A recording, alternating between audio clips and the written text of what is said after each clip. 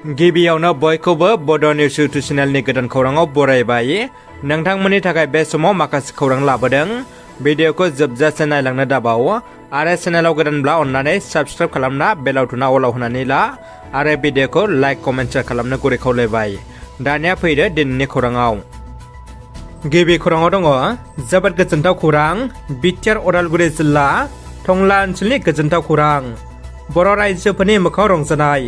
थारैनो बर' फिसानि देरहानायखौ लानानै टंला हालामनि दिबिका बर' आरो जिउथि बर'नि गामिजों लोगोसे ओनसोल आरो नखरनि सुबुंफ्रा रंजादों। 37थि इन्डियान नेशनेल गेम्सआव मेडेल मोनगिरि जिउथि बर' आरो दिबिका बर'खौ दुंब्रुदै बरायदों टंलायाव। गवायाव खुंजानाय 37थि इन्डियान नेशनेल गेम्सआव फेन्साक स्लेट मार्शेल आर्टआव गिबि गेलेनानै जिउथि बर'आ सिलभार मेडेल आरो दिबिका बर'आ ब्रन्जनि मेडेल देरहाना उदालगुरि जिल्लायाव गोग्गानाय लाबोदों।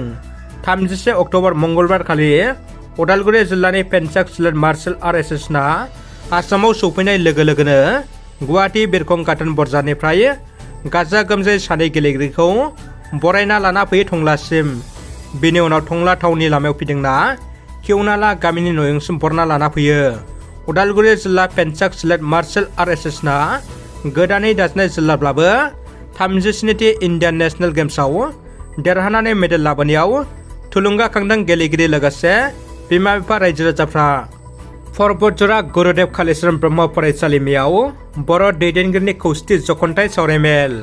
क'क्राझार जिल्ला परबतजरा महकुमानि सिङाव थानाय टिपकाइ गुरुदेव कालिचरण ब्रह्म फरायसालिमायाव फारियै मोनसे समनि बर'नि गासै आफादफोरनि बारग' बिबानगिरिफोर आरो मेलेमजिबिनि सावरायमेल लानाय जायो।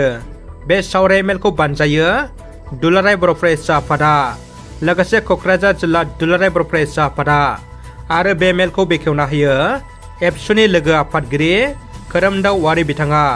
परबतजरानि गासै बारग' बिबानगिरिफोर आरो मेलेमजिबिफोरनि सिगाङाव मिरु एबसुनि मानगोनां आफादगिरि दिपेन बर' बिथाङा गोबां बर'नि थामोनथा संरैखाथिनि बिथिङाव बोरै खामानि मावनो नांगौ, मानो खौसेथि सोलिनांगौ बेखौ लानानै गुवारै बिबुंथि लाखियो। थारैनो बर' आइजोफ्रा मा जामारदों? बर' हारियाव जुलि जाखानाय आइजो गोमानाय आरो खारनाय जाथाया बांगासिनो आरो बे जाथाया बर' नखर समाजखौ जिंगायाव खोख्लैदों। फिन आरोबाव सासे जुलि जाखानाय फिसाय आरो गथ' गोनांखा आइजोआ खारना दङ।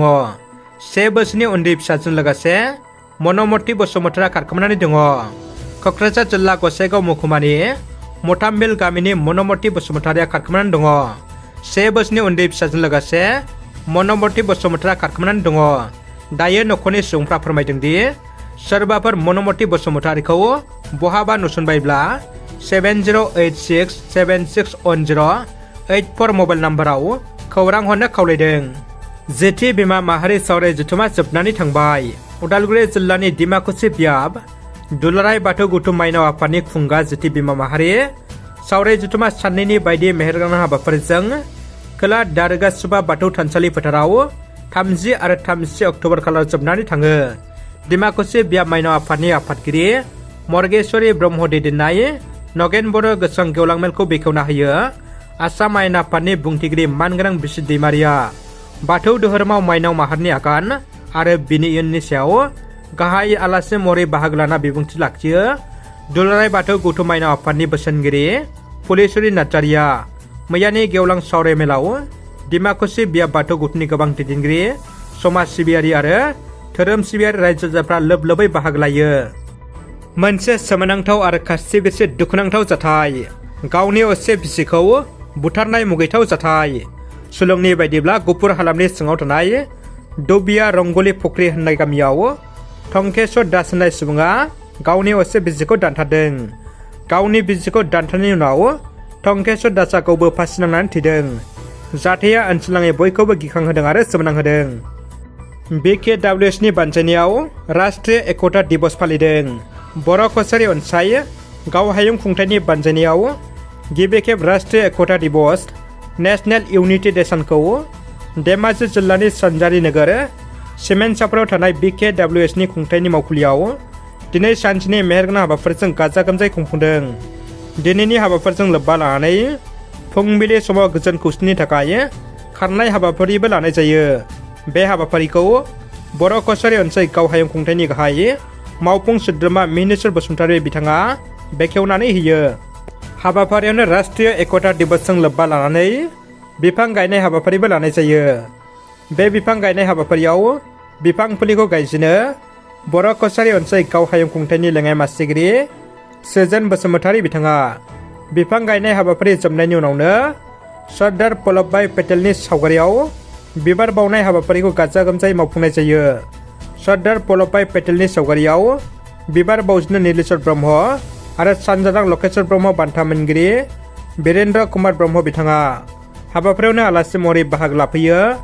मिरु खौसेथि बर' सुबुं आफादनि आफादगिरि मनरन्जन बसुमतारी, मिरु दुलाराय बर' फरायसा आफादनि नेहाथारि बड'सा ब्रह्म, लोगोसेनो हाबाफारियावनो BKWC आरो गासै सोद्रोमाफ्रा बाहागो लायो। समाज सिबियारि चन्दन बाले बसुमतारीनि फिन खेब बाख्नायथाव खामानि। समाज सिबियारि चन्दन बसुमतारीया दिनैसिम गासै गं 40 क्लाबफोरनो जार्सि जारजों लोगोसे फुटबल राननानै होबाय। दिनै समाज सिबियारि चन्दन बसुमतारी बिथांनि बाख्नायथाव हाबा लाइमोनफोरखौ गेलेनाय बिथिङाव जौगाखांहोनांगौनि थांखिजों सिगां समाव गुबुन गुबुन क्लाबफोरनो जार्सि इजार आरो जोलुर बल राननाय बायदिनो दिनैबो गसाइगावनि कासियाबारि आर'नाइ गेलेग्रा फोथाराव गासै 3 क्लाबफोरनो जार्सि इजार आरो जोलुर बल राननानै होनायखौ नुनो मोननाय जादों। बे हाबाफारियावनो बिथांजों लोगोसे मिरु इउपिपिएल दोलोनि लाइमोननि सासे नेहाथारि फ्रान्सिस टप' बिथांजों लोगोसे कासियाबारि ओनसोलनि माखासे सानसुमै रायजो राजाफोर आरो 3 क्लाबनि आफादगिरि नेहाथारि गोबां गेलेगिरिफ्राबो बाहागो लायो।